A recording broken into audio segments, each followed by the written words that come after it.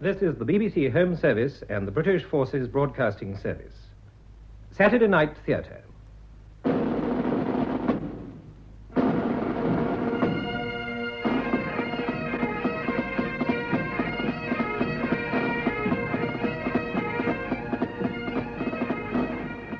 We present David March, Rona Anderson, and Gudrun Ure in Shadow of Murder, adapted from her novel by Charity Blackstock. Shadow of Murder.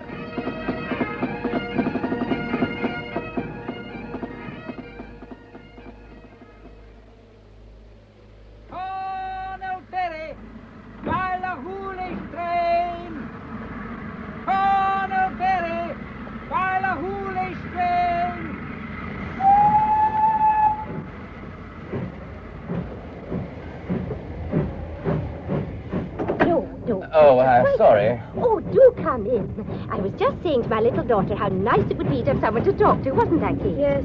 Oh, I assure you I wouldn't dream of disturbing you. I expect there are empty cabins. There's a corner seat for you. I shall be getting off at Ballahoolish. Ah, you'll be staying at the station hotel then? No, past Glencoe and the Three Sisters. Oh, damn. You'll have to dry your paper out before you can read it. Oh, I see. Do you mind if I smoke? Of course not. Perhaps your daughter... Oh, no, thank you. Kate never smokes, do you, darling? Such a dangerous habit. Besides, I think it's a wee bit unfeminine. So you're staying at the Three Sisters. That means we're practically neighbours. I'm Mrs. Stewart of Ettive Farm, and this is my bad little daughter, Kate. She looks such a cross-patch, but I think she's rather nice, though maybe I'm prejudiced. Oh, it's going to be marvellous having you so near. You must, of course, come to see us, Mr... Such a bleak place you've chosen for your holiday. But Mrs. Forbes is a nice little buddy, and I'm sure she'll do her best for you. There are only 2 other guests at the moment. You'll be an artist, of course. No. If you insist on knowing, I'm a writer. Oh, but how thrilling. Kate, do you hear that? Yes, Mummy. Oh, she's such a reader, you know. Are you writing about the massacre? Mummy, you should... No, I'm not writing anything. I have just divorced my wife, Mrs. Stewart. I've had, if it interests you, one hell of a time. And the reason I've chosen so bleak a place is that I don't want to see anyone or talk to anyone. Oh, you poor man. In that case, Mr... Oh, I'm afraid I didn't quite catch your name. I didn't give it you. Shawfield's the name. John Shawfield. Oh? Why, of course I remember now. You were married to Sylvia Court, the actress. It was in the papers, wasn't it? It was. Well, we'll just have to try and cheer you up, won't we, Katie? Well, you're being very quiet, darling. Oh, she never talks much, Mr. Shawfield, but I know she's as sorry for you as I am. Oh, Mummy, really? It's all right, Miss Stewart. I don't need anyone's pity. That's probably just as well, Mr. Shawfield. Now, what? I understand exactly how you feel. You see, I was divorced, too. Oh, such terrible tricks life plays in one. And Sylvia Court's the loveliest girl. I adored her last film. No one could deny she was a good actress. Now, we're not going to let you brood. The past is so isolated. But I'm sure the MacDonald boy will be only too delighted to meet a fellow scribe. Who's MacDonald? Oh, he's at the hotel, too, the dearest boy. He's doing a book on the massacre, getting the local colour. He says he wants it to soak in. That should be easy enough in this climate. His ancestor was in it, you know. Alexander MacDonald of Achtriochen, who was carried to the hills by his nurse in that terrible night. Young Ian is his descendant. Oh, he's a fanatical Jacobite, though actually he's lived all his life in the south.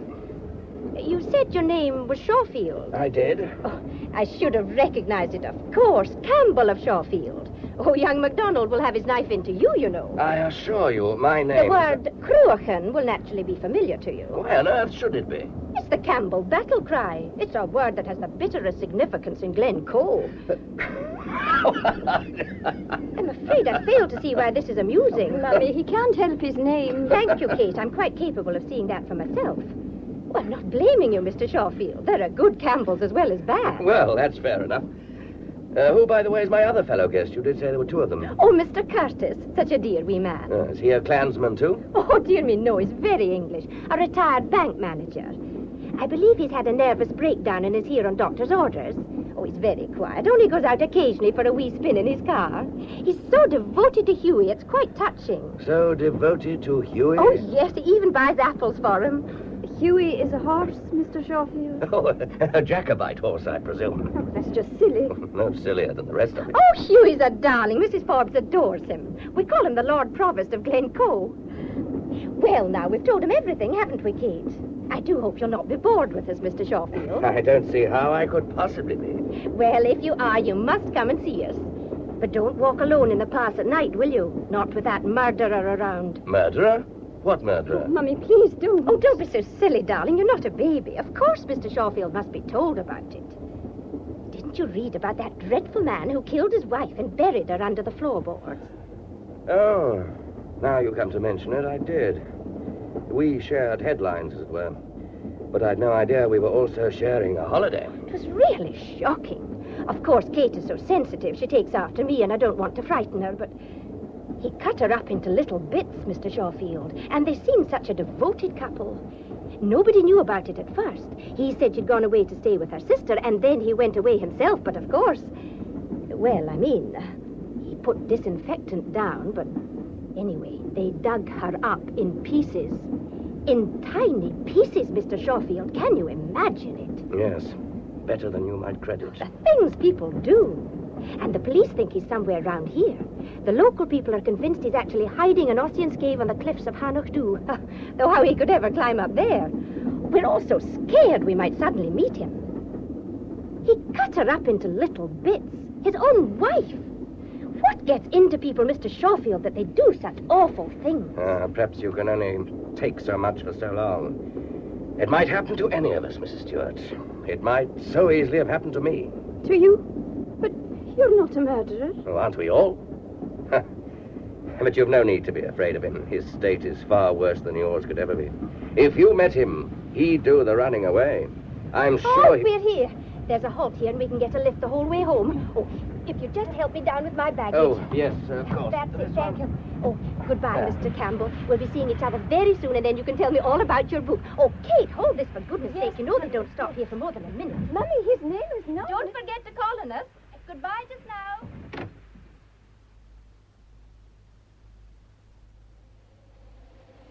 Will you be Mr. Shawfield? That's correct. The car's here for you, sir, from the Three Sisters. I'll be taking you up the pass.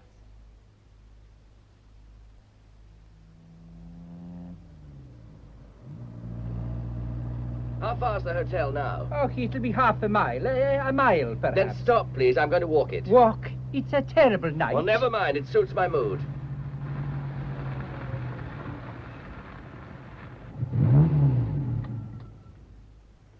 But you'd better take my case on for me. It'd be easier if I took you on as well. Mistress Forbes will think it strange if I arrive without you. Look, surely there's no law against my walking if I want to. Do you think the murderer will get me? They say he's a little man and I'm 6 foot odd.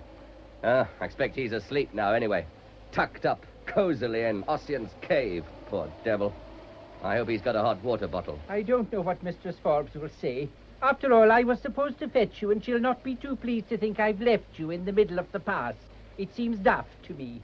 Are you sure you'll not change your mind, sir? No, I need to stretch my legs and breathe a little honest-to-God fresh air. Tell Mrs. Forbes I won't be long. I'll be as hungry as a hunter and needing a nice stiff drink. I'll be on my way then.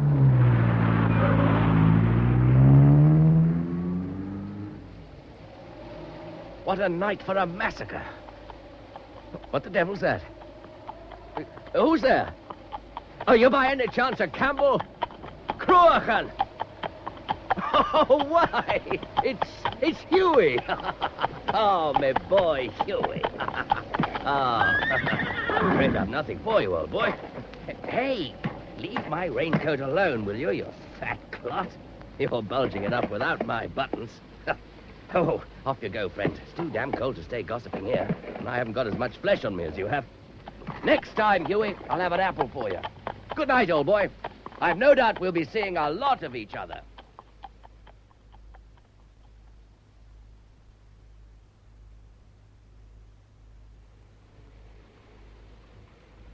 Oh, hello, Mrs. Forbes. There you are. Hope I haven't kept you waiting. It's a brute of a night.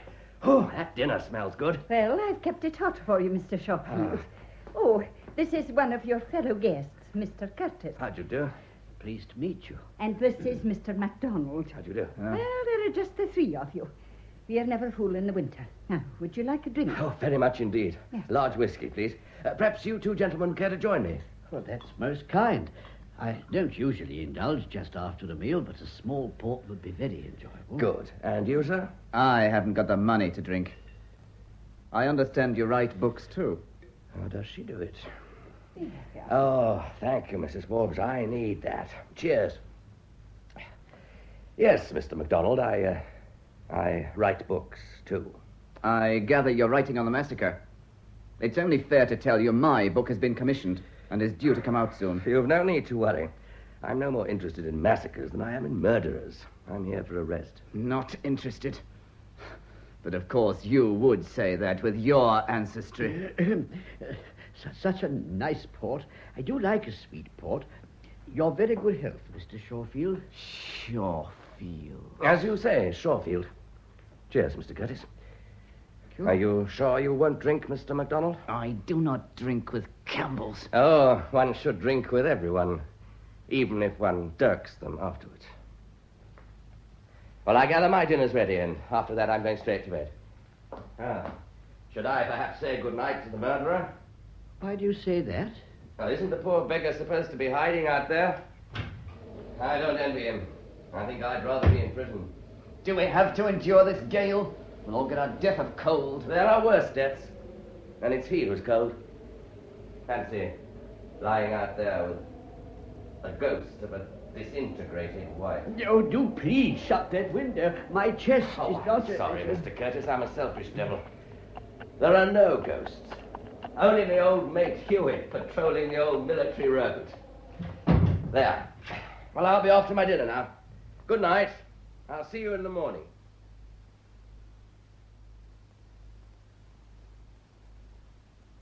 Good morning. Oh, I see we're to sit at the same table. I think Mrs. Forbes felt it was a bit silly to sit at different corners of the room, as there are just three of us. May I pass you the condiments? Oh, my God! Do you have to use that word? You'll be crooking your little finger next. I fear I do not have the advantages of your education, Mr. MacDonald. I'm sorry if my way of expressing myself displeases you. I'm afraid Mr. MacDonald's education doesn't extend to his manners. Pay no attention, Mr. Curtis, and I should like the condiments very much. This angry young man's simply showing off. I'm not staying here to be insulted. Well, well. So silly to sit at different corners of the room. Or is it? Oh, dear me, dear me. I'm afraid we'll have to ask his parents to remove that boy. Have you had a lot of this? Well, he's an artist, of course. I believe all artists are a little nervy. Now, forgive me, but that's just baloney. Why do you put up with it? I endeavor not to judge my fellow men. Only I do think animals are more agreeable than humans. By the way, Mr. Shorefield. Of course. My memory. I was just going to say that you can always use my car when you need it. You need never hesitate to ask. Oh, how kind of you. I'll probably take advantage of that one day. Well, you're very welcome. I always say it would be a sad world if we didn't help each other. Yes, I suppose it would. I gather you're a great friend of Huey's. Oh, we're the greatest friends. Such a human animal. And I fear he's a little greedy. The local farmers have to lock their guests against him at night. Unfortunately, once Mrs. Stewart, she owns the Etty farm near Dalnes. I know. A very sweet lady. She locked her gates once, only she made a mistake. She didn't lock Huey out, she locked him in. Oh. And he ate a whole sack of oats. Oh, good heavens. But it was serious, you see, because if he'd drunk water after that, he'd have burst. Oh, it wasn't funny, I assure you. Fortunately, the dear old chap couldn't find anything to drink. Well, why does Mrs. Forbes let him wander about like that? Oh, he likes his freedom. You know, Mr. Shorefield, I sometimes wonder if the soul of the MacDonald chieftain MacEwan inhabits dear Huey's body. Certainly plenty of room. Well, when one watches him walking the pass night after night, one really gets the impression he's still brooding on the massacre. If one only knew the thoughts in his wise old head. Apples, biscuits, oats, I should imagine. Oh, no. No, you don't understand. Oh, I'm sorry. I didn't mean to make fun of him. Well, I think I'll take my little constitutional. I've not been very well, you know. I've not been well at all. Well, it's bitterly cold out. And I need fresh air. I don't like being cooped up. I wonder if this coffee is still hot. Oh, yes. Oh, was that Mr. Curtis going out? Yes, he's braver than I am. I'm just going to sit by your lovely fire. I see old Huey's just outside. I bet he'd come in here if you gave him half a chance. Oh, him. He'll stay there in the hopes of an apple. Mr. Curtis always feeds him, so he's come to expect it. Oh, Kate feeds him, too, when she's over. Kate Stewart, you know, from Etith Farm. Oh, but of course you met her mother on the train. I did, indeed. Oh, well, she's a bit of a talker, but the lassie's a nice wee thing. Though I do wish she wasn't so much under her mother's thumb. Mrs. Stewart was a great beauty in her day, you know, and poor Katie gets depressed because she thinks she's so plain. Oh, she's got magnificent red hair. Ah, if she'd only do it properly. She's a capable lassie, anyway. It's a pity she's not in charge of the farm. I'm afraid they'll end by being evicted. Uh-huh. They never got the hay in at all last year, and 3 of their cattle starved to death. Mr. Curtis was very upset about it. But I mustn't stand here blethering. You'll be wanting to get on with your book. Oh, what is the subject, or shouldn't I ask? Oh, I just write novels. Oh, I do so like a good tale. I must read one of them. Oh, if you want something to read, there are some magazines and papers over there. And perhaps Mr. MacDonald would lend you something. He's a good boy, but very highly strung. He lets the massacre prey on his mind, as if it wasn't bad enough to have this terrible murderer so near us. Of course, I bolt the doors and windows every night. You better be careful you don't lock him in by mistake, like Huey and the Oats. Oh, my goodness me. Don't say things like that, Mr. Shawfield. This isn't really important, but has it struck you that one of us almost certainly has met the murderer? What do you mean? Our friend outside, Huey. Aye. Well, I must get on with my work.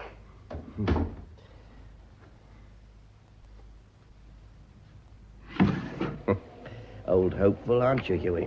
I've still nothing for you. What's the murderer like? Did he ever tell you why he murdered? So that's your considerable ignorance, is it? But I'll tell you something you don't know. I nearly killed my own wife once. Only somehow I didn't quite make it. But he did. Lionel Merritt. That's his name. Married to Violet Merritt. They seemed a happy couple. They even had a cat. But no children. We had no children either. Sylvia wouldn't. Oh, am I boring you, Huey? This isn't really the stuff for a nice, respectable horse. You go for your walk. I think I'll do the same. Oh, I'm glad I've caught you. I want to apologize. Apologize for what? To think that I tried to shut the poor creature up. What on earth are you talking about? Tell me, how are you describing him? Who? The little man from Surbiton. Oh, I can just see it. And to think that I, a fellow writer, did my best to spoil it for you. What a good thing Mrs. Forbes told me you write novels. I don't know if I'm following all this, but I gather I'm supposed to be putting Mr. Curtis in a book. Pass the condiments. Marvelous, marvelous. You seem to think my manners are worse than your own. Do you imagine I pull the strings to make a person dance for me? How dare you? You better get back to your thieving Highland reavers. Though God knows they'd probably chuck you into Loch Etty for the lousy little Southron that you are. I'm a Scot! Where were you cradled, Sandy? In the collies of the Charing Cross Road? Of course, with your name, you don't dare believe I'm descended from MacDonald of Artrioch. The only pity is you ever descended at all. Oh, I'm going out for a walk. And I warn you, if you make fun of Mr. Curtis again, I'll throw the condiments in your face.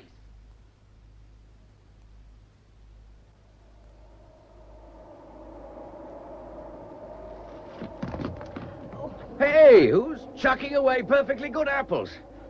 Why, it's Miss Stewart. Hello there. You're a long way from home, aren't you? Oh, hello, Mr. Shawfield. I was on my way to Tyndrum. Nice to see you again, Tibby Fowler. Tibby Fowler was rich. That's why the men came after her. We haven't got any money at all. We're going to be evicted. Oh, in that case, it seems a pity to waste good apples. Let me pick them up for you. Mrs. Forbes promised me these. I biked up here with a message for her, then I dropped my bag. I see. Well, I suppose I'd better be getting along. Oh, why? I should be glad to talk to a civilized person. Since I've been here, nobody mentions anything but murder and the devil. Oh, when I was a little girl, I had to read the Bible to my grandfather, and he'd never allow me to mention the devil. So I had to read out things like the world, the flesh, and the word I'm not supposed to say. I should imagine there are a great many words that you're not supposed to say. Well, I don't know why you should think that. Why don't you sit down? Oh, is it too cold? We could go back to the hotel if you'd rather and have a drink. Oh, no. Why not? Well, Mummy wouldn't like it. Oh, I hadn't realized I was making an immoral proposition. Well, in Scotland, ladies don't go into public houses. Of course, it's different in your part of the world. Ladies there can go wherever they like. So you, too, read your papers? Well, I must be getting along. Mummy... I should never have come here. So you've read all about me, Miss Stewart. It must have greatly improved your knowledge of all the words you're not supposed to say. Why are you talking to me like this? Well, of course I read the papers. And of course I recognized you. You were front page news, and you're very good looking. Thank you. Oh, I'm sorry. I didn't mean to be impertinent. When you see... Well, I'd read all your books, and I liked them. And they're not the kind to go with all that sort of beastliness. Your last one was wonderful. Oh, wouldn't you like an autograph copy, straight, as it were, from Gehenna? Oh, no, thank you. I get them from the library, where you don't want to go squandering your royalties on me. Good heavens. And besides, you're so angry with me. I'm afraid I'm a clumsy person. I biked out specially to meet you. You know, before my mummy arrived. I dropped the apples on purpose. Expecting you're finding this funny. You could put it into a book sometime. Would you, like a cigarette, Kate? No. Why not? After all, Mummy can't smell it from here. Oh, come on. Let me light it for you. I'm sorry I jumped down your throat like that. Of course you read the newspapers. And I've an odd face and an odd name, too. It's a Campbell name. So everybody makes a point of telling me. Oh, never mind. What about our contemporary murderer? What's the latest news? Oh, he shot you off the front pages, Mr. Shawfield. You impertinent baggage. If you're going to be so cheeky, you better call me John, or even, as my friends do, Johnny. I'm beginning to feel pushed into the elderly gentleman class. Of course.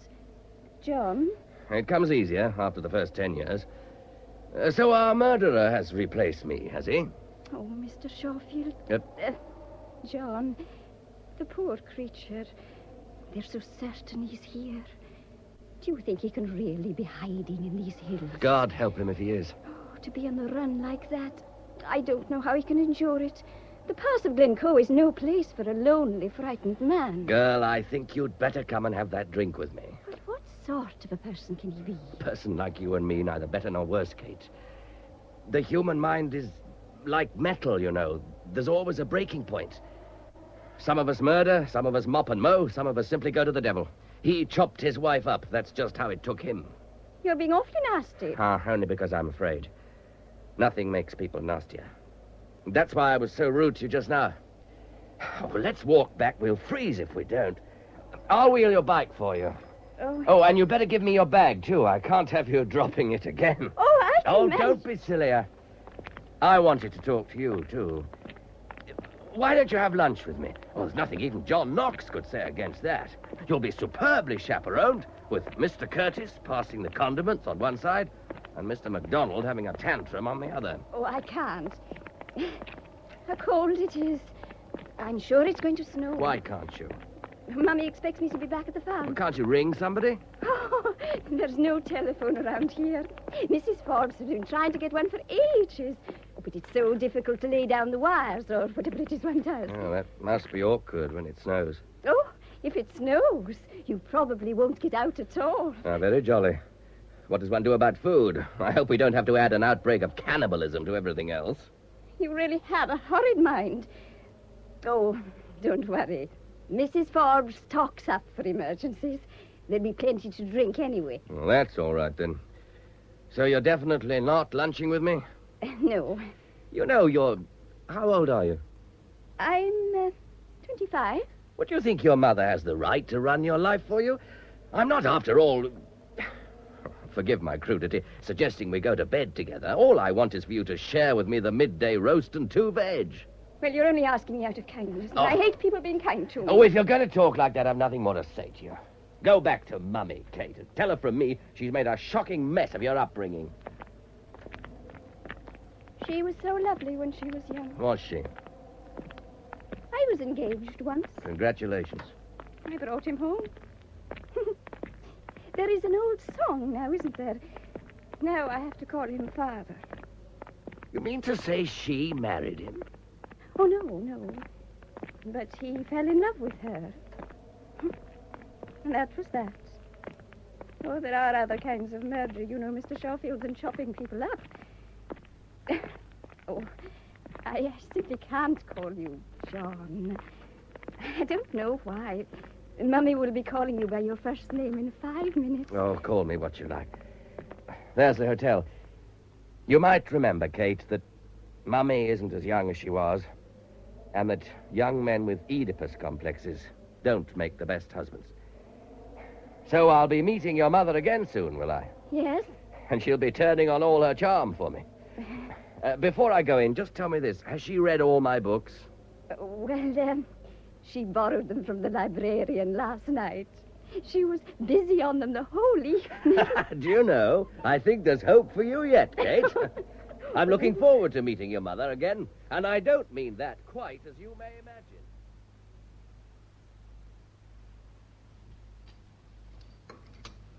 Oh, there's Mrs. Stewart asking for you, Mr. Shawfield. Oh. I did say you were all at dinner, but... Oh, I'm disturbing you, and Mr. Curtis just about to carve to you, isn't it a shame? Katie said you'd be eating, didn't you, Kate? And I just didn't listen. Now, you're just to go on eating, you poor hungry creatures, as if I wasn't here. I'll be away in a minute. I want a wee word with Mr. Shawfield. I'm sure we're all delighted to see you. We hadn't really started. Do sit down. Oh, hell, there's the pepper. Confound it. Hello, Kate. Damn. You see, Mrs. Stewart, the effect you have on us all. Hello, Kate. Hello, Mr. Shawfield. Oh, so we're back in square one, are we? I don't know what you mean. I just came to ask you to tea tomorrow afternoon, Mr. Shawfield. And I'm not asking you, Ian. You've caught a cold, you poor boy. It's the pepper. Anyway, I'm not asking you because I know what you writers are. You'll be talking shop all the time, and poor Katie and I'll not understand a word of it. As for you, Mr. Curtis, dear, I want you all to myself when you come. Oh, you've no idea how he helps us, Mr. Shawfield. He knows so much about animals. Oh, how kind of you. Actually, I once studied to be a vet, but I fear my knowledge is sadly rusty. Of course it isn't, you silly man. But now, Mr. Shawfield, so fascinating our meeting like this. I don't think these things are coincidences, do you? I think they're meant. After all, I've been a fan of yours for ages. Indeed. I must say it's interesting to meet people who've really read one's books. Most of them just flip over the pages so that they can say the right things. You must have noticed this, Kate. Oh, no, I can't say I have. Haven't you? Once or twice I nearly wrote to you, but I didn't quite have the nerve. That second book of yours, A Lion Among the Ladies, haunted me for a long time. Do you remember, Kate? Oh, but I'm afraid my little daughter prefers thrillers. Oh, come, Kate. Surely you remember. I didn't realize I was saying anything funny, Kate. Oh, of course not, Mummy. Oh, well, never mind. If you want to laugh at your poor old mother, why not? But now, Mr. Shawfield, you'll come tomorrow, won't you? I will indeed. I shall look forward to it. Well, then, that's settled. Oh, Mr. Curtis, dear, do go on with the carving. You all look so hungry. Well, if you're sure you don't mind. How clever of you to know how to carve. He's definitely here, you know. Oh, Mummy, please. The murderer, I mean. He's been seen in the glen, actually seen. Please don't let me disturb your meal, only I thought you'd like to know. I'm not hungry. They have a description of him, you know. Apparently, he's got a scar. A scar? Yes. Oh, it's so terrible. A creature like that is no better than a wild beast. Oh, he's mad, of course. No sane person could cut up his wife. Well, I've disturbed you more than enough. Come on, Kate, darling. We must tidy up our little home before the famous Mr. Shawfield sees it, mustn't we? Would you think me very forward if I called you John? It would be a privilege. I hope, Kate, you will do the same. It sounds so much more friendly. Oh, I don't think she'd dare. Kate is very shy, aren't you, darling? Well, we must go. Bye just now. Tomorrow at 4, Johnny. Goodbye. Bye. Oh, Mr. Curtis, anything wrong? I'm sorry. I'm afraid I'm not feeling very well. Oh, can I do anything? No, I'll go upstairs and rest a little.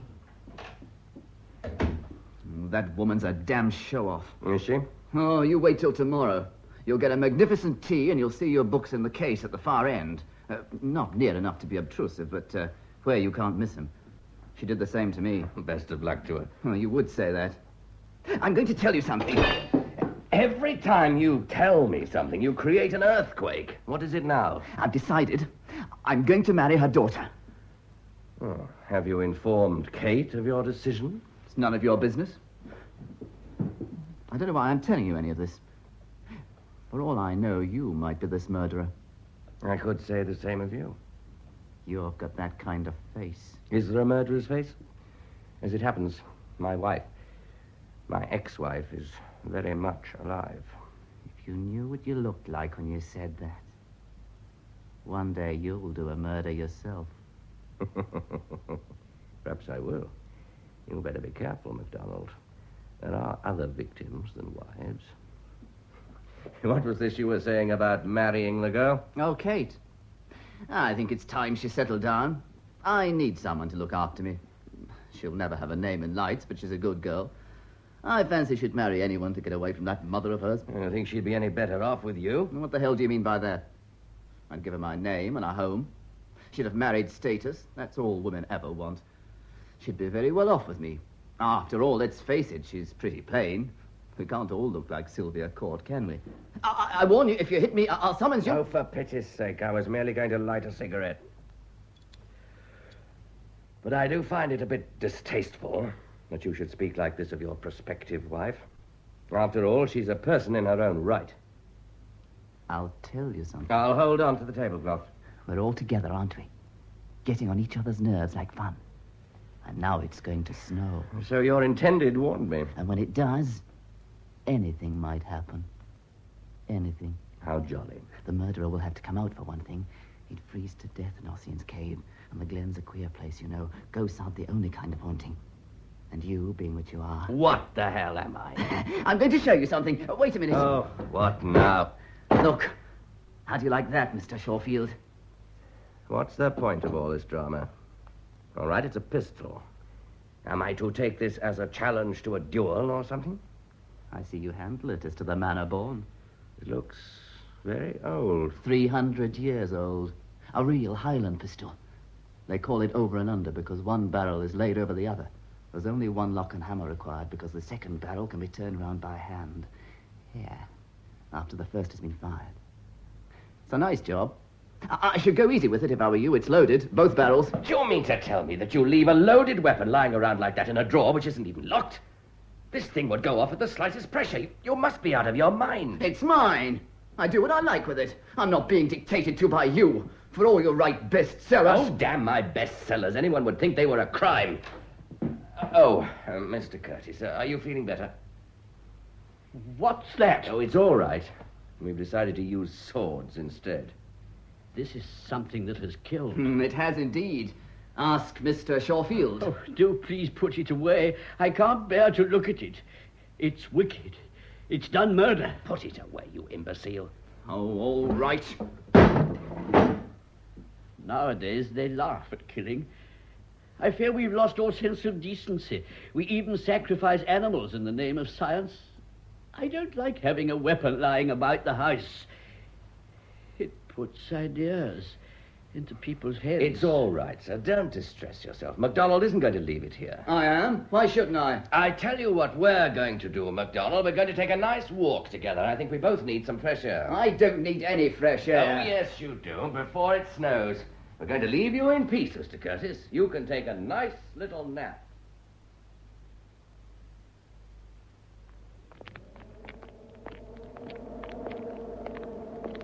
What is all this? I don't want to walk with you. Well, you are walking with me. Serves you right for baiting that poor little creature. It's a pity you don't mind your own business. Okay. Oh, God, it's cold. Can't you smell the snow? Ah, that poor devil. This is no place for a murderer on the run. Tell me about the massacre, MacDonald. I'm in the mood. Wasn't it this kind of weather when it happened? Why, here's old McKeon himself to give local colour. Hey, boy! Ah, it appears he's not feeling sociable. A revolting slob of an animal. He ought to be sent to the knacker's yard. Would you murder your own clansman? What about my history lesson? I'm beginning to believe you know nothing about the massacre at all. I know it by heart. So should you, Mr. Shawfield. I wonder you can face the ghosts, you murderer. There are other ghosts. There's Violet, for instance. Don't forget Violet. And you call me mad. Who the blazes is Violet? Is she somebody here? She is a little dispersed, but she's here all right. She's here. Oh, I don't know what you're talking about. But I'll tell you of ghosts. The Master of Stair. You'll have heard of him. He ordered the massacre. I hope the soldiers will not trouble the government with prisoners. That's what he said. He wanted them killed. Women, children, and all. A little dispersed. Her hands here, her feet there. I wonder if he sees her still on the slopes of Anachdub. It was down these slopes that they fled, naked and screaming in a blizzard. The sky was red with their cottages going up in flames. They shot the old man from behind. They stripped his wife and tore the rings from her fingers with their teeth. It was bloody murder. This was bloody murder, too. When it was all over, the Campbells played a tune on their pipes from Loch Leven shore. The Glen is mine. That's what the tune was called. The MacDonalds were dead. There was nothing left of them. There was nothing much left of Violet either. Poor Violet. It might so easily have been poor Sylvia. I nearly throttled her once. Only... well, I didn't. If I had, it would be me in Ossian's cave. Perhaps it might be even now. Well, now you know all about it. And now you know why I call you a murderer, Mr. Campbell of Shawfield. What do you say? What? Oh, my God, you look it. What an ass you are. I'm no murderer. I saw you handle that pistol. It belonged to your ancestor. He murdered mine, John MacDonald of Artrilken. When did all this take place? 1692 in the month of February. Well, it's now 1965, the month of January. And I'm going to chuck that pistol away the moment I'm back. Oh, let's stop this nonsense. Tell me about this precious book of yours. When's it coming out? I think you ought to dedicate it to me. You and your bestsellers! I don't want to talk to you anymore. I wish you'd never come. Are we all mad? My bestsellers. You couldn't even leave me that, Sylvia, could you?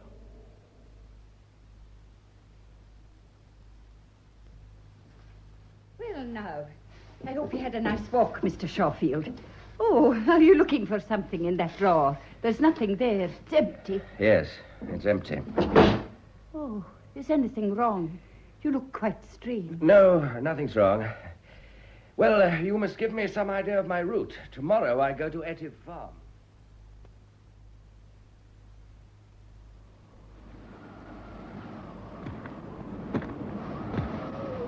Kate! What on earth are you doing here in the middle of the road? And what's all this furniture? Or do you have to move house in the snow? Oh, my dear girl, what has happened? We've been evicted.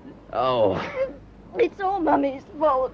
Oh, what am I to do? What am I to do? I don't know what the hell this is all about, but I do know it's pretty well a blizzard and cold as charity. You can't stay here. You'll freeze to death. You're coming straight back to the hotel with me, so that you can get those sopping clothes off. And I shall give you a large brandy, whether you like it or not. You can pretend it's medicinal. Come along at once. Yes, but these things have been ruined. Oh. And my piano. A piano in the paths of Glencoe. Does it still play?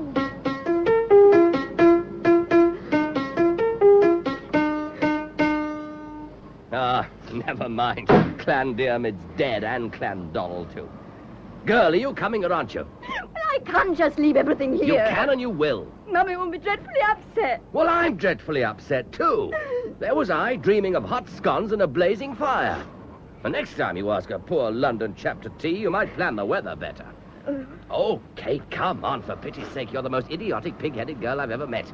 I trouble you not to speak to me like that, Mr. Shawfield. Bah! Oh, really? Mr. Shawfield! Mr. Shawfield! Put me down this instant! I won't be casted around like a baby! In a moment, I'll sling you over my shoulders like a sack of potatoes. In fact, if you go on like this, Miss Stewart, I shall smack you, which will be very undignified, and create a certain amount of tension at our future meeting. There is not the least need to shout at me, Mr. Shawfield. I do not like it. I am quite prepared to go to the hotel if you kindly put me down like this instant. It's a pleasure, Miss Stewart. Do ask me again, won't you? You must both have tea with me sometime in Ossian's cave. Oh, that's better. Here, I'll take that case. Now, for God's sake, walk as fast as you can. This is as bad as the night of the massacre. Oh, it was worse than this. Anyway, the massacre is something I should prefer to forget. It's nothing to do with me. Only I must admit, MacDonald has quite a gift for evoking the past. His book should be really impressive. Oh, he doesn't really write at all, you know. What? Oh. Now, look, I'm not being familiar. I'm only holding you to warm you a little. Oh, I don't mind. My poor lamb, you're frozen. Oh, perhaps I should have slapped you after all, as a remedial measure. Oh, well, I don't think that you should speak to me like that. I am 25, you know. Oh, I'm sorry. What were you saying about MacDonald? Oh, well, I thought you knew. He means to write the book, of course, but he'll never really get down to it. He's a failure, you know, like me. Like you? Oh, yes. He's always making a mess of things, even as a school teacher. That's what he is, you know. Oh, he's really quite nice under all the nonsense. He wants to marry me. He thinks I'd look after him while he writes. And are you going to marry him? I don't think so. Oh, it will be such a responsibility. I'm not sure if you should let yourself be so devoured by passion, Kate. Why are you laughing at me? Have I said something funny? No, of course not. Well, I did consider it, of course. I've always been scared of not marrying. There's no earthly reason why you shouldn't get married. Now, marriage isn't all it's cracked up to be. But if you're so frightened about it, you can always take up a cause. You do it very well, red hair flying and all. In fact, I think you'd be quite terrifying. Oh, do you think so? And what cause would you suggest, Mr. Shawfield? Oh, I wouldn't dare commit myself. Oh, we're nearly home. Shall I pick you up and run for it? My legs are much longer than yours. No, thank you. I do hope you won't catch cold, Mr. Shawfield. You must take a good tot of whiskey when you go to bed and get Mrs. Forbes to give you a hot water bottle. You are the most extraordinary girl. You know, you haven't told me what all this is about yet. And where's your mother? Did she forget she'd asked me round? Well, you see, we knew they were going to evict us. They said we didn't manage the farm properly. Mummy's never taken it seriously, but when the final note came, she got frightened and went out, thinking that they couldn't do anything if she wasn't there. Only, it didn't make any difference. They just took everything out and dumped it by the roadside. And what about your mother? Oh, I expect she's gone to Edinburgh. What the blazes do you mean? We have cousins there. I don't find that an adequate answer. Well, what was there for her to do? She doesn't get on very well with Mrs. Forbes, you know. She probably parked her bicycle somewhere and got a lift to Oban. Oh, I'll hear from her in a day or so. You tell me your mother leaves you to cope and waltzes off to Edinburgh? I hope she sinks in a 10-foot drift and freezes stiff. She should be shot. Really, Mr. Shawfield? I am quite capable of coping with the situation. Oh, sure. When I saw you this afternoon, I was amazed by the way you had everything under control, down to the bottom C of the piano. Oh, shut up. Oh. Oh, that was such a lovely tea for you two. Beautiful cake. I made it myself, Mr. Shawfield. Oh, Mr. Shawfield, put me down. Put me, I won't have it. I'm not putting you down. I'm getting you back as soon as I can.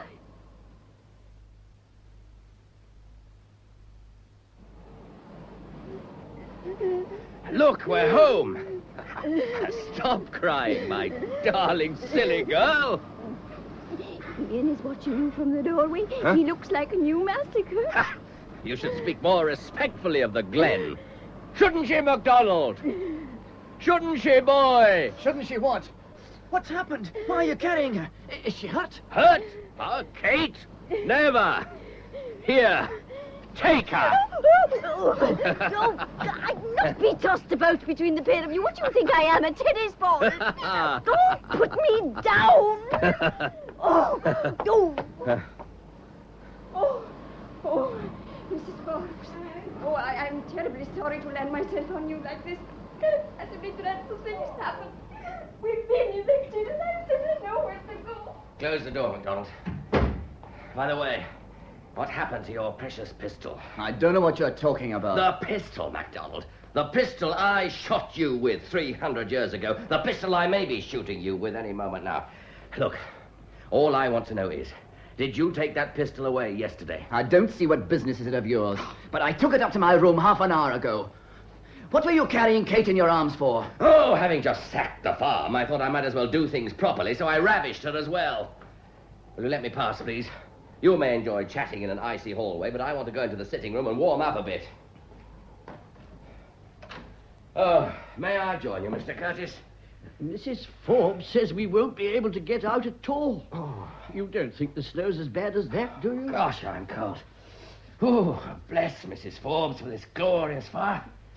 What? Oh, I don't know. It's really coming down with a vengeance now. But I must get out tomorrow. I simply can't stay in all day. It's bad for me. I've not been well, you know. The doctor said it was essential I should have fresh air. Oh, Lord knows it's fresh enough. My dear chap, I don't like being cooped up any more than you do.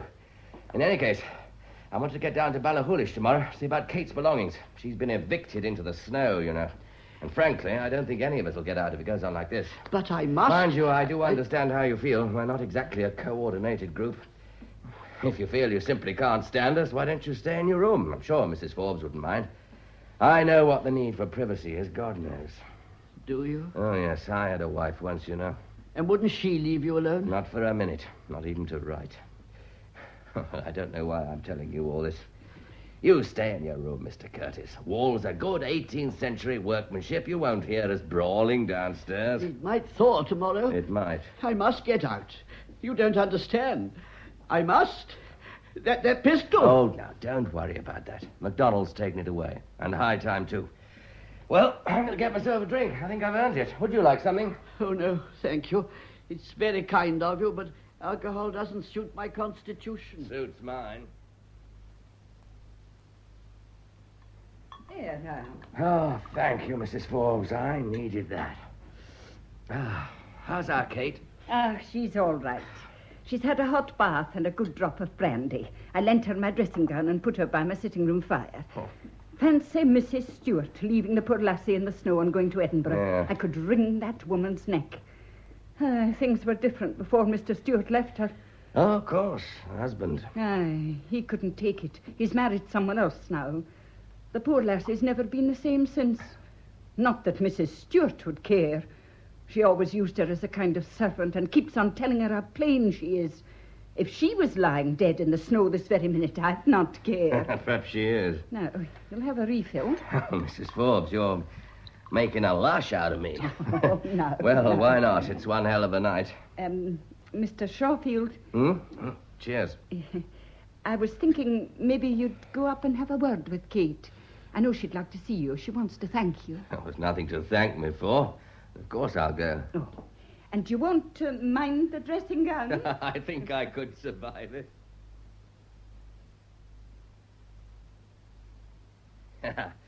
I was warned about your dressing gown, Kate. You look rather sweet in it, actually. Well, just a bit on the large side. How are you feeling? I made a horrid scene, didn't I? Oh, poor Mr. Shawfield. Have you had a drink? Yeah, I have indeed. I believe I'm a little drunk. It'll do you good. Oh, Kate, I don't think you should look after everyone like this. Simply means that people take advantage of you. I take advantage of you myself. Yes. You ravish me, don't you? I heard you say that. Oh, Kate, I'm most sincerely sorry. I think MacDonald brings out the worst in me. Well, that doesn't make it any better. Please, try to forgive me. Oh, I don't really mind. I was a little surprised, that's all. Oh, what a nice girl you are. Thank God you're here. Looks as if we're going to be snowbound. It's just as well there'll be one civilized person among us. No, I'm not as civilized as all that. What do you mean? It doesn't matter. You'd better go. You should have a good hot meal. Oh, there you go again. Only I wonder...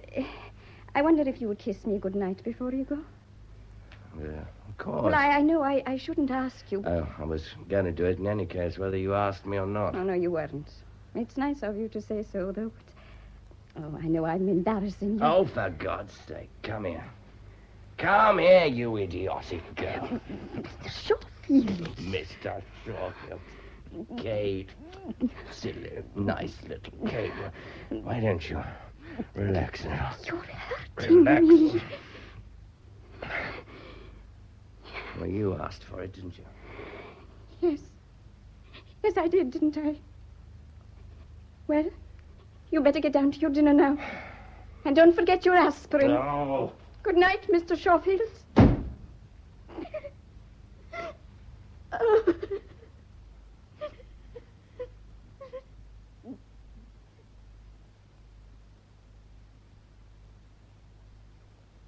Well, you'll not be going far this morning, gentlemen. There are 6-foot drifts outside. Hughie's just sunk in one up to his ears, the daft creature. Well, I do hope it clears by tomorrow, because if it does, there's a little treat for you. Oh, and what's that, Mrs. Forbes? Oh, there's the cinema at Kinlochleven. It comes round to all the villages once a fortnight. Oh, perhaps you could drive them down, Mr. Curtis. Oh, I fear I'm not one for the films. Oh. But, of course, my car is entirely at the disposal of anyone who wants to go. Ah, well, then, Mr. Shawfield and Mr. MacDonald can take Miss Stewart down. Oh, Kate, we were just talking about you. I was saying you must all go to the cinema tomorrow. Good morning. Well, yes, I should like that. I've no time for such things. I've my book to get on with. Besides, I don't want to be intruding. Oh?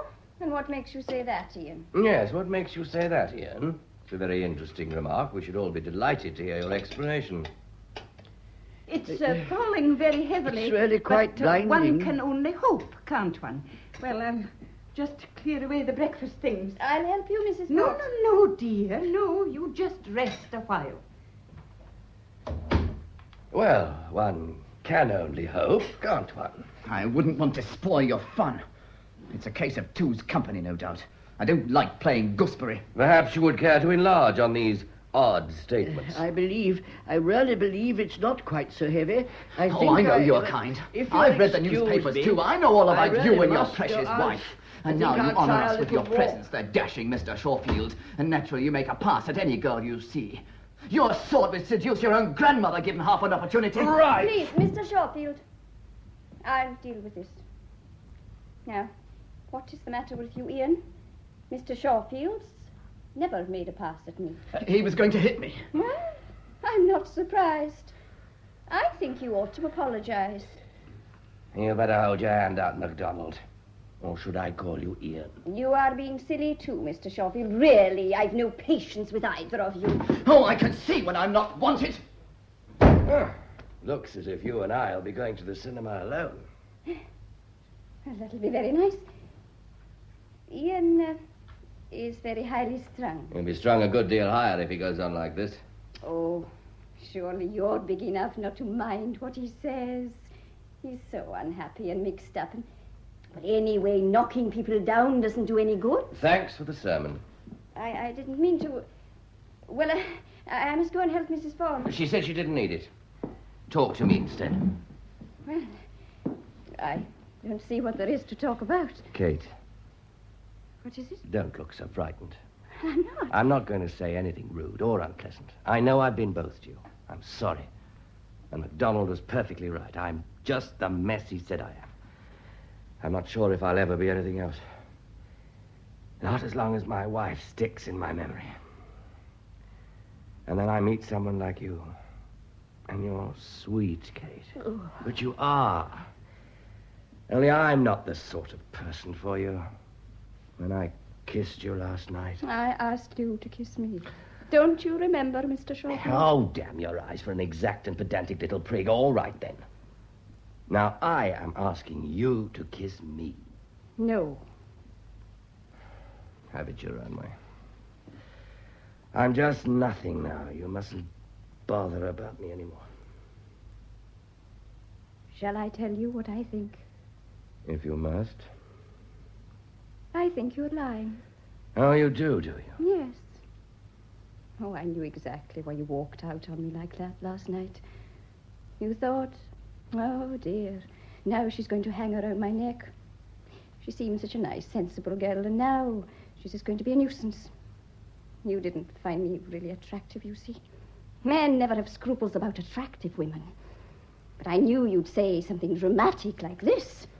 All writers like drama. It would serve you damn well right if I took hold of you this very instant and gave you a practical demonstration of the facts of life. I suppose it would.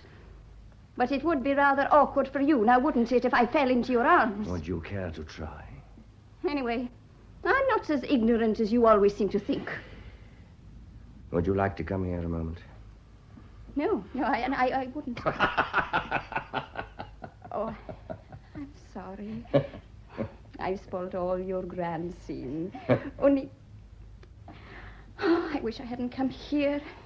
I wish I'd never met you. Never mind, Kate. Tomorrow evening we'll go to the cinema and behave like civilized human beings. I think it'll do us both a lot of good.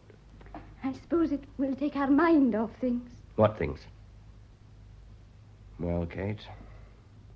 Do you, play cards, Mr. Schofield? Why?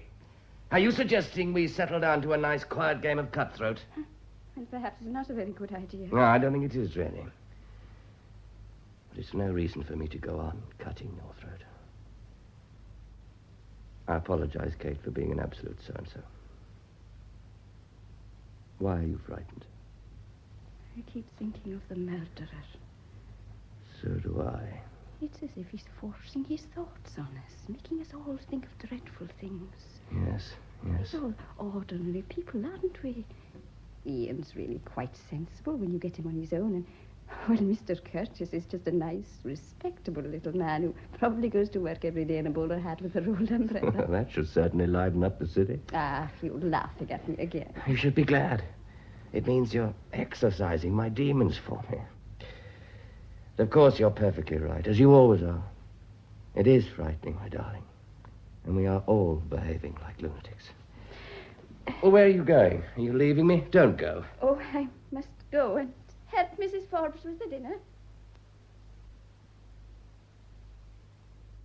There, now I'm afraid it's just you and Mr. MacDonald today. Kate is eating with me, and poor Mr. Curtis is having his meal upstairs. He doesn't look at all well. Oh, I hope he's not sickening for something. It's very worrying. However, I must leave you two gentlemen to your meal. I'll thank you to lay off that girl. Did you hear what I said? I did. Look, I've known Kate for some time. She's a good girl. I'm going to marry her. So you've already notified And me. you come along. Of course, you've all the tricks of the trade. You turn on the charm, no doubt. Don't you think this is all a little unnecessary? What is the matter with you, man? You always assume that I'm hell-bent on seducing your Kate when I assure you nothing is further from my mind. She thinks she's in love with you. Nonsense. You're insulting her. She's not the kind to make flirty eyes at everything in trousers. If you want to marry her, that's okay with me. But do some courting instead of shrieking abuse at me. Talk some sense for once. Why don't you tell me about your book? What a filthy, abominable swine you are. You talk of courting. You weren't so successful in your own, were you? Wasn't I? I suppose it just doesn't matter to you. That little chap outside has more guts than you. He killed her. He chopped her up. But I don't suppose you even mind all that muck in the papers. It's just more material for your cheap jack nubbles. Suppose it is. Well, I'm going for a walk. I'll leave you to do your courting. I must admit that the thought of you as a wooer seems rather like Huey in tights doing a tap dance. But Kate is a very compassionate girl. Pretentious swine. Kate? Kate? Come here a moment. I want to talk to you.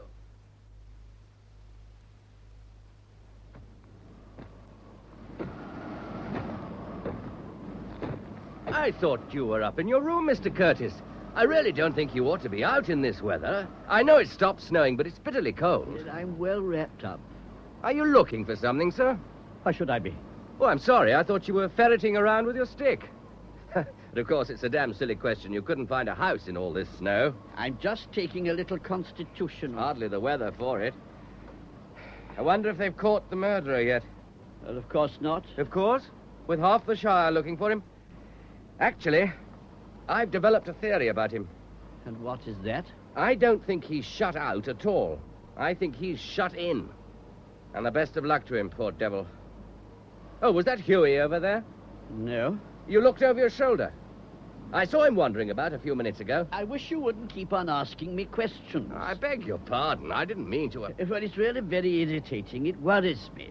I don't like silly questions. I do hope it's a nice, jolly film tomorrow. I'm sure Miss Stewart will enjoy it. She's such a charming lady, I always think. Yes, she is, isn't she? She's kind. It's a quality one doesn't often meet in the modern generation. I've often watched her with Huey. I always feel the way people behave with animals is very revealing. I can't abide cruelty to animals. Shouldn't you come in now, sir? I'm sure Mrs. Forbes has a good fire waiting for us. Do stop bothering me. I like the fresh air, I tell you. All right. I don't. Not when it's as fresh as this. I'm going back to the lounge.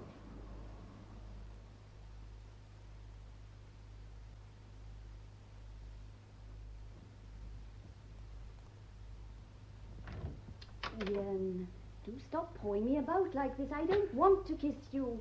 I've already said a dozen times that I'm not going to marry you. Thank you very much. I suppose you want to remain an old maid. I do wish you'd be sensible. Why don't you listen? You just go on from where you left off without paying the faintest attention to what I've been saying. I've said no, and I mean no, and... Oh. I'm so sorry. Am I intruding? This is too much. You did this on purpose. You're spying on us. Oh, dear. I didn't mean to gate crash a crisis. I'm honestly sorry. I'm afraid I ruined his kiss. Do you think I'd let a great big Jessie like that kiss me? Let me help you pick up those magazines. MacDonald seems to do his courting as he does everything else. Like a car with the steering gone. Why are you always so beastly about him? He said you'd been terribly rude to him. We all come to you for comfort, you see. I'm here for comfort myself. Comfort. A shoulder to weep on, I know. No, it always makes me laugh when I read those magazine stories about strong, silent heroes taking the little woman into their manly arms. The poor creature ought to know that in a wee while she'll be reeling under the full 16 stone of him, patting his shoulder and drying his tears. I don't know why you're complaining. Before you know where you are, Mr. Curtis will be asking you to partake of his couch and condiments. I don't find that in the least bit funny. Oh, I don't seem to be very popular this evening. Come and have a drink with me. Let's go to pieces.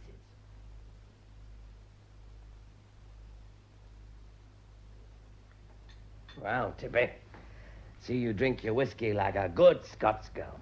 After all, Mr. Shawfield, I am precisely that. I want to talk to you. And I should like to listen. Shoulder to weep on. Though I don't weigh 16 stone. I want to kiss you. No. Why not? Just no. Tell me about it instead. Oh, I suspect you're well used to people telling you things. Oh, I always give excellent advice. But only for others, not for myself. It's your wife, isn't it? You're really still in love with her. In love? Girl, I hate her. I want to murder her. I want to cut her into tiny pieces so that nothing remains. Do you think that would lay her ghost? You're a clever girl. I don't know. Only Lionel could answer that. Lionel? Murderer. Oh, I forgot that was his name. I've been thinking about him so much. I don't know him, but I do know that by destroying her, he's destroyed himself. Do you mean that? I'm sure of it. I think murder leaves a shadow. It's like this glen where murder has sunk deep into the soil. Ah, that's the voice of whiskey, my love. Perhaps it's the voice of Lionel? Don't add yours to it. Was your wife so terrible? She had to destroy, too. Even my part to write. And if I can't write Kate, I'm lost and damned. But you, my darling, you'd never understand this. I don't suppose you've ever hated in your kind little life. Oh, yes, I have. I love my father very much, Mr. Shawfield. She drove him away. No man could endure the life she led him. I think if he'd stayed, I should be different. I shouldn't be such a thrawn, cravat old maid. Oh, I'm talking too much. I'm being silly again. You're all right, girl. Oh, don't go away. Let me hold you. I really must go up to bed. I do believe I'm a little tipsy. Whatever will Mrs. Forbes think? Kate. Oh, I've bothered you quite enough for one night. You needn't worry. I won't hang about your neck, I promise. Good night, Mr. Schofield. Kate. Oh.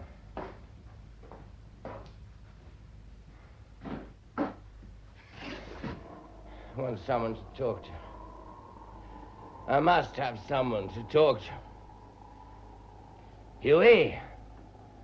My boy, Huey! Where are you, huh? Ah, damn the horse. He's never there when he's wanted. My God, what's that? Lionel. It's all right, man. She's dead, isn't she? Come in and talk to me. After all, we're all of us murderers. Lionel! Lionel! Lionel!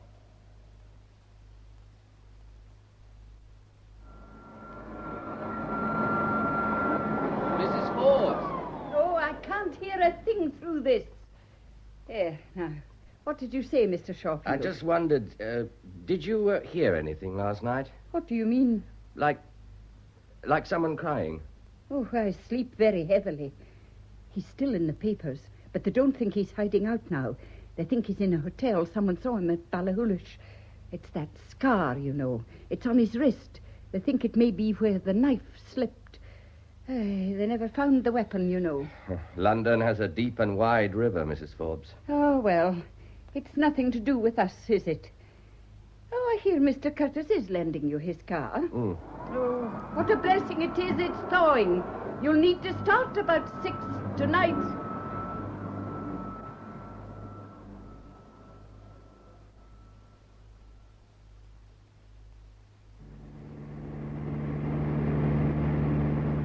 How pretty you look, Kate. You should always use lipstick. Mrs. Forbes lent it to me. I hope I've not put on too much. Mummy would be very cross with me. No comment. Let the old lady enjoy herself in Edinburgh. We're going to enjoy our cinema. Ah, you look really nice. I like the hairstyle, too. Thank you, Mr. Schofield. Kate. Yes, Mr. Schofield. I thought as much. This is deliberate impertinence. All right, my girl. Either you call me by my proper name or I turn this car around, go back to the hotel, carry you up to bed, and go to the pictures on my own. Well, would you like to put it to the test? No, John. I should think so. What's happened? I just want to celebrate this unprecedented occasion. John, please. Okay. You're not being fair. Now, why must you spoil a nice evening? For pity's sake, I was only going to give you a nice, friendly kiss. Oh. Kate. Oh! Damn! Oh, now, what is it? Oh, you've hurt yourself. Your wrist's bleeding. What the hell does he keep down the car seat? Looks like a razor blade. Oh, now, I'll bind it for you. It's not a deep cut. It'll stop bleeding in a moment. No, it's nothing. Don't fuss me. I'm sorry I made such an ass of myself. Will you just try to forget it? Your guardian angel is obviously trained in commando tactics. Accept my apologies, please. Are you sure you feel all right? I'm fine. Why not? After all, I now share the same distinguishing mark as the murderer. Well, where do we go from here? I don't know the way to Kinlochleven. Straight on, and then to the right.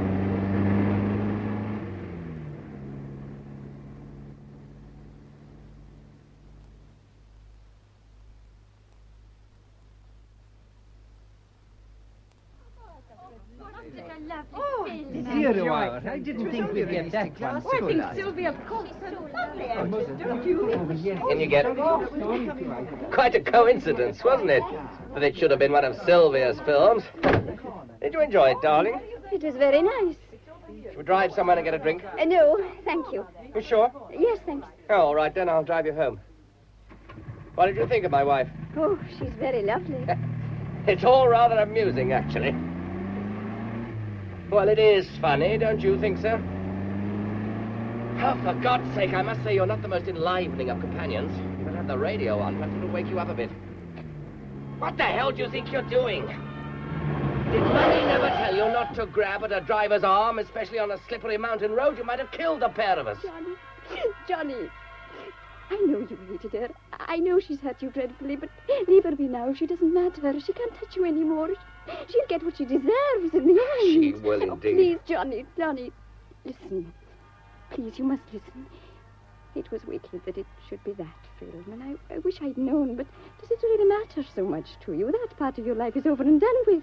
You need never see her again. I have to see her again. No, please. Let her go to the devil any way she pleases. I'm surprised at you, Kate. What would your grandfather say? Oh, are you going to ruin your life for her? You fool.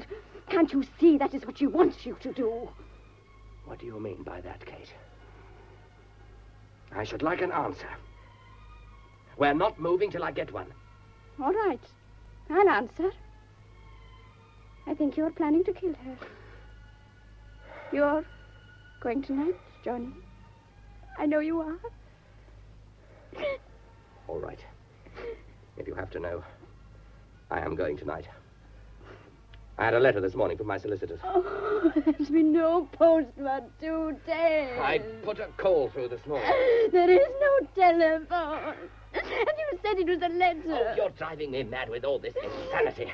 It'd serve you right if I put you out of the car and made you walk home. You are going to kill her. I know it. You win. I'm going to see her anyway. Only I don't know if I'm going to kill her. Oh, don't be frightened, Kate. There's no need. I'll try not to do anything silly. Johnny, you're not to go. I have to. I'll go for you. I'll give her any message you want. Oh, my darling idiot. She'd eat you alive. Oh, I'm not afraid of her. I can sort her, all right. You don't know me, Johnny. You don't know me at all. I'm beginning to see that. But I have to go, Kate. I can't explain exactly why, even to myself. It's as if there's something in this confounded glen that's pushing me on. It's your novels, Johnny. I know you'll write again. I'll make you write again. Oh, Johnny, if it would help you, I'll do anything you want, Johnny. Anything. I love you. I'd give up the whole wide world to stop you going. I'm not as silly as I used to be.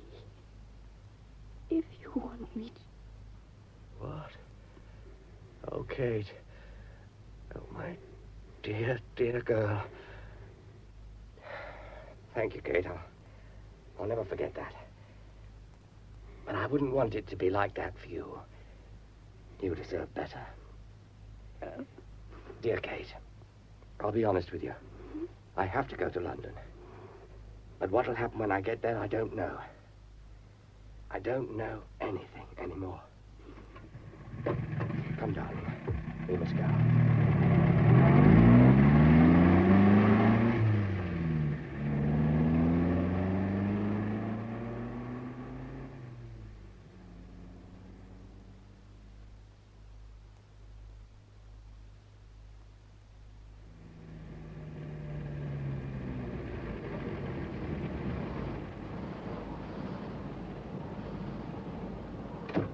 Long after midnight, we'll have the elders of the kirk talking.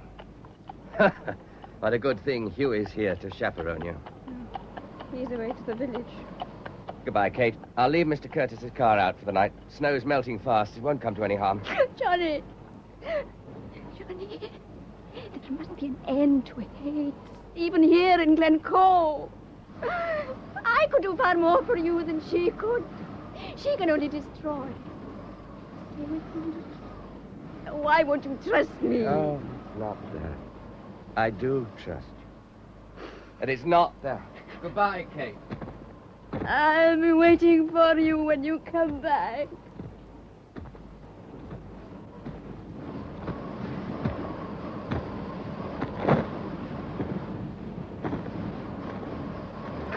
Damnation, what's that? Oh, this is just about the last straw.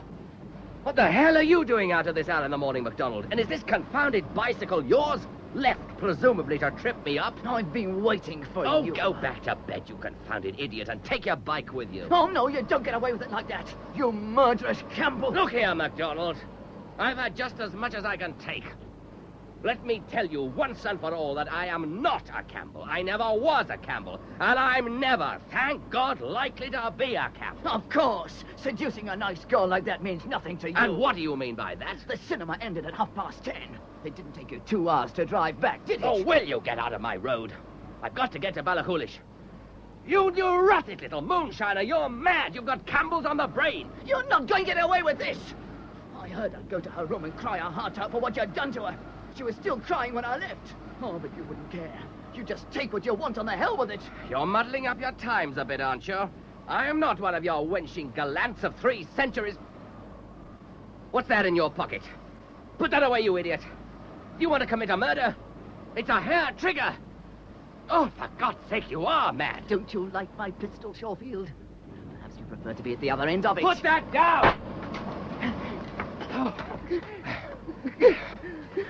Get up, you damn fool. Well, you don't expect me to help you, do you? I must say, I never thought I'd owe my life to a bicycle. I'll take that pistol from you, thank you very much. So both barrels have been fired. Oh, stop that stupid noise, you infernal lunatic. Whose bicycle is this? Mrs. Stewart's. I might have guessed. So the murderer was locked in after all. Come on. Get up, you nutcase. You're going to help me. I want to shove away some of this snow. I can't. If you don't, I'll bury you in it, so help me. Oh, come on, man. Pull yourself together.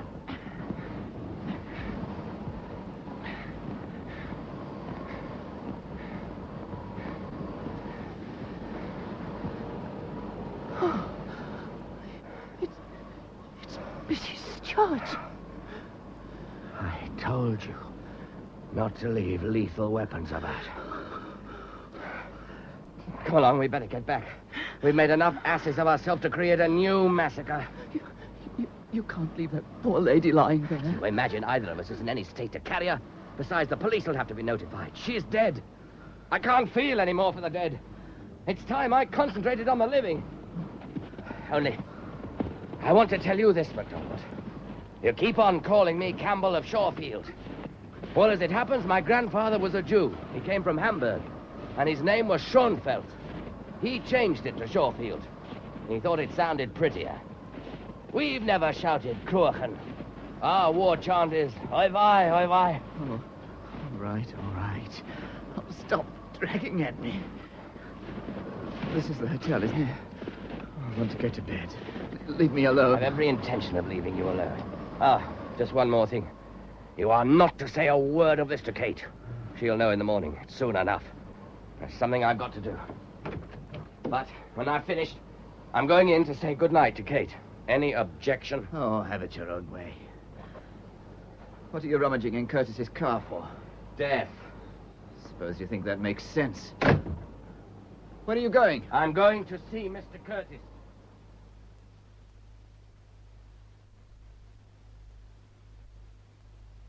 What you want? I have 2 things to show you, Mr. Curtis. One, a 17th century pistol. And this. That's my surgical knife. Yes. I don't like lethal weapons. Why do you bring these horrid things into my room? Take them away at once. One is lethal no longer. Both barrels have been fired. Why did you have to kill Mrs. Stewart? I suppose you couldn't find her body in the snow. I wondered what you were looking for all the time. She was well buried. You wouldn't have found her till the thaw. But it's all up, you know. And what do you mean by that? Oh, for pity's sake, man, of course it's all up. The police will be here tomorrow. They have your description. Even if this hadn't happened, it would only have been a question of time. They got your scar wrong, sir, didn't they? I see it's on the pad of your thumb, not on your wrist at all. I suppose the knife slipped. I don't care for these personal remarks. You talk as if nothing had happened. Even if I were prepared to connive at your escape, how on earth do you think you could get away? I fear you underestimate my intelligence. You haven't answered me. Why did you kill her? Why? Didn't you see it took away your last chance of escape? And of course I killed her. She knew about my scar. I couldn't possibly let her live. She was cycling down the road and I shot her. She was cruel. She let her cattle die of starvation. I've no patience with people who ill-use dumb animals. It's wicked, vile. We had such a lovely cat. He was called Ricky. After Kipling's mongoose, you know, he was the dearest little fellow. Don't you ever think of humans? Humans? Oh, humans. No, Mr. Shorefield. Why should I? They've never thought of me.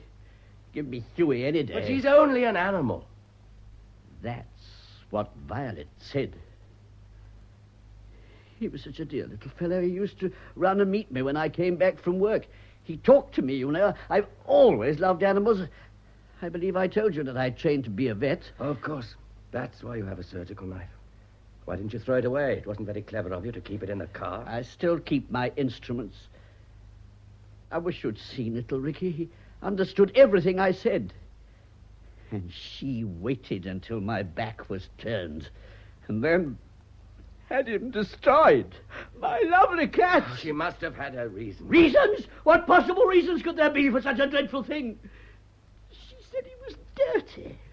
After all, he was an old gentleman, 15 years old. It wasn't his fault if he occasionally made a mistake. But she couldn't bear anything dirty in her home. She took him round to the vet while I was at work and had him put to sleep. So I killed her. I suppose you're going to repeat all this to the police? What else can I do? You litter the place with corpses like a battlefield. Mr. Curtis, I want you to tell me something. Pardon? You killed your wife. I don't know why you keep on asking me that. I've never attempted to deny it. Of course I did. I was very clever about it. All right, you were clever. But tell me this. Why do you always look over your shoulder? What on earth do you mean? Why are you always turning, as if there's someone behind you? She's still there, isn't she, Lionel? Violet is always there. Maybe there's a jigsaw pattern across her, but she's still there. No! I'm sorry, dear. I won't keep you waiting long. I just have to speak to this gentleman. Oh, don't be angry, dear. I'm just coming. Mr. Curtis, you're not well. Oh, yes, I am. And I'm clever, too. I'm cleverer than you. They'll never catch someone as clever as me. You're not going to the police. I shall make my getaway as I always have.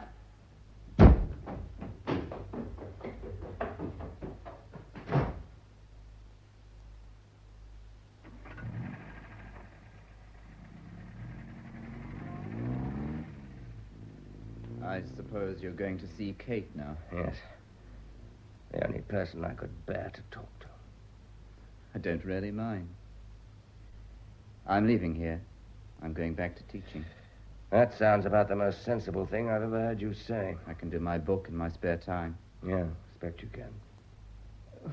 What's the matter with Curtis? I saw him tearing down the stairs just now, as if all the devils in hell were after him. I imagine they were. I'm not driving fast, dear. Yes, dear, I did signal I was going right. Of course, dear. Just as you say, dear. Well, after all, dear, we have to get away, don't we? Huey! Oh, do go away! There's a good old chap! Huey! I can't stop here! What am I going to do? Huey! Huey! Ah!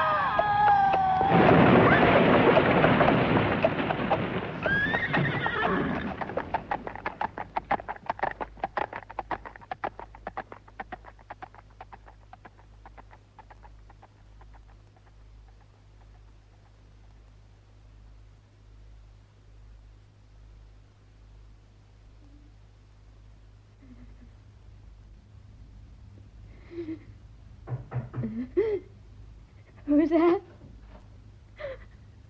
Johnny? I just thought you might like to know I'm back. I'm not going out again. You needn't worry any more, Kate. Oh, my darling, my poor darling. You've been crying yourself sick. Oh, don't cry anymore. Go to sleep now. Oh, you look terribly white. What's happened? Are you really not going back to Sylvia? Sylvia? Oh, she's in the past, Kate. She's nothing to do with me anymore. I should have had the sense to know it a long time ago. Oh, my dear darling, you're worth a dozen of her. And I'm sorry I frightened you so. Listen to me, Kate. The shadow of murder is gone. And we're alive. We're going to stay alive and be happy. And, oh, my darling Kate, I love you very much. Johnny.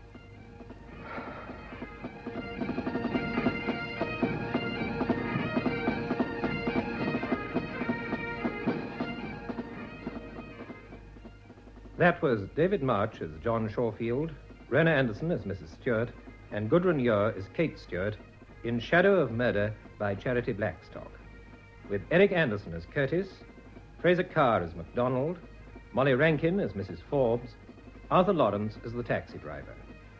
The production, which was recorded, was by Audrey Cameron.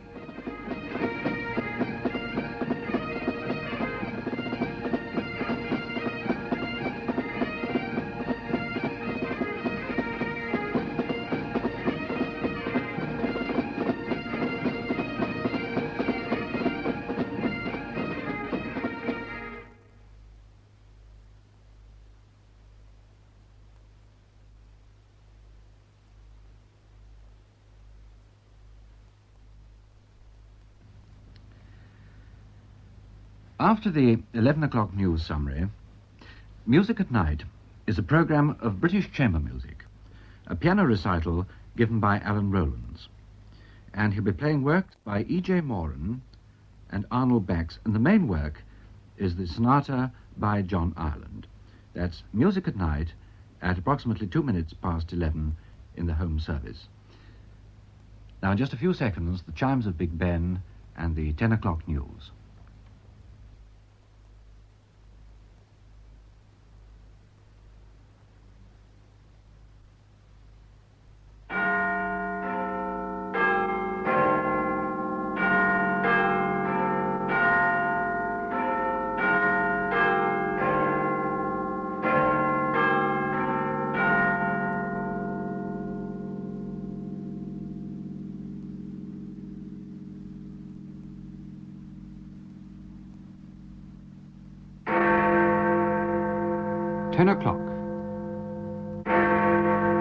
This is the BBC Home Service. Here is the news read by Michael Murray.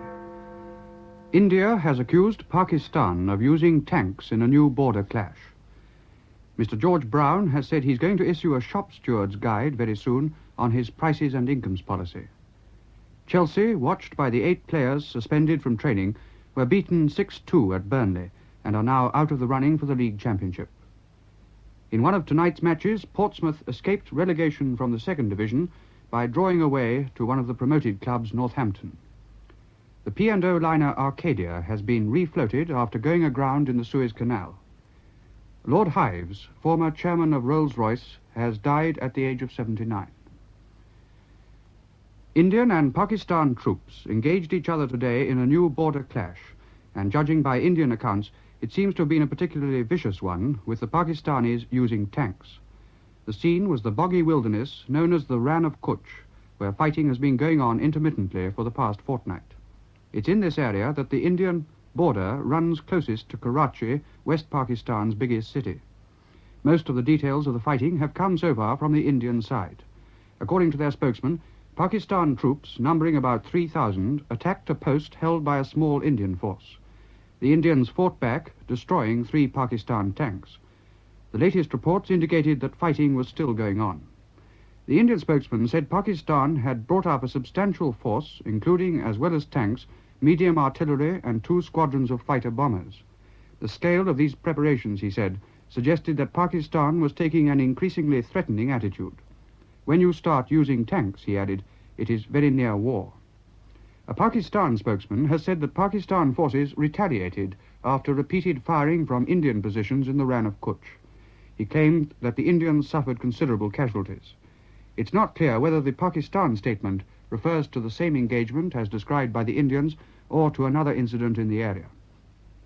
Our Commonwealth correspondent says the tone of the Indian spokesman's remarks is unusually tough, and if indeed Pakistan has been using tanks, then the situation will undoubtedly cause international concern. The British government is keeping a close watch on developments. Mr. George Brown has said he hopes to get out very soon a layman's guide, or shop steward's guide, to his new prices and incomes policy. At a union conference in Manchester, he said there would be a temptation to applaud the policy, but then to act as though it applied to the other fellow. There would be battles to fight within the unions over this. The policy was not one of restraint. It was a policy for more rapid expansion of income in real terms than we'd ever achieved before. It could mean that a man earning £16 a week last year would be able to earn £20 a week in 1970. Not simply a paper increase, but a rise of 25% in his real spending power. Mr. Brown referred to groups such as teachers and nurses whose pay had fallen seriously out of line with the level for similar work, and added, I could mention others much in the public eye at the moment. He'd seen people interviewed on television who still thought that so long as you cracked down on teachers or nurses or railwaymen, you were running an incomes policy. This was absolute rubbish, and it was time we stood out for a sensible and intelligent approach to this problem.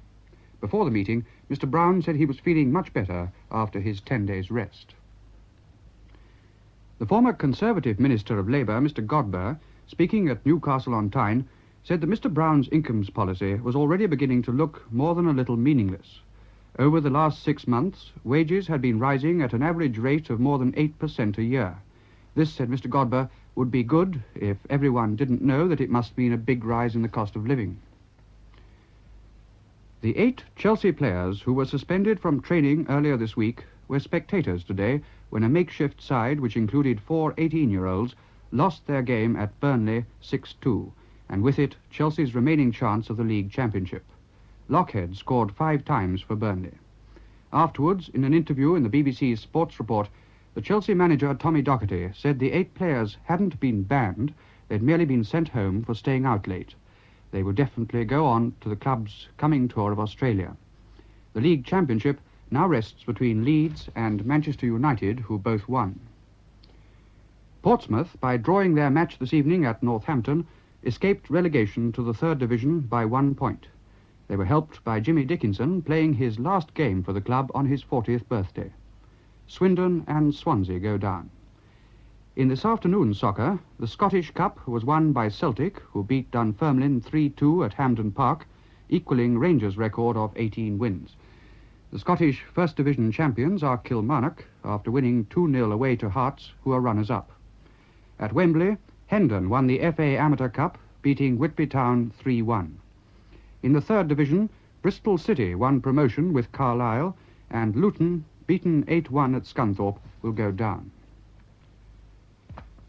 The 30,000-ton P&O liner Arcadia went aground today in the Suez Canal, but has since been refloated and has anchored in Port Said. It's not thought that the ship has been damaged. The Arcadia, on a voyage from Britain to Australia, is carrying nearly 1,200 passengers. Southern Region electric train crews have called off their threat to go slow from Monday. This was decided at a meeting in London today of representatives from about 30 depots in the South Eastern Division. After an appeal by Mr. Griffiths, General Secretary of the Drivers' Union, ASLEF, the men agreed to await next week's meeting of the Union Executive. Some 600 motormen had said they'd work to rule because of continued delay in settling their claim for a productivity bonus. Lord Hives, a former chairman of Rolls-Royce, died today in the National Hospital for Nervous Diseases in London.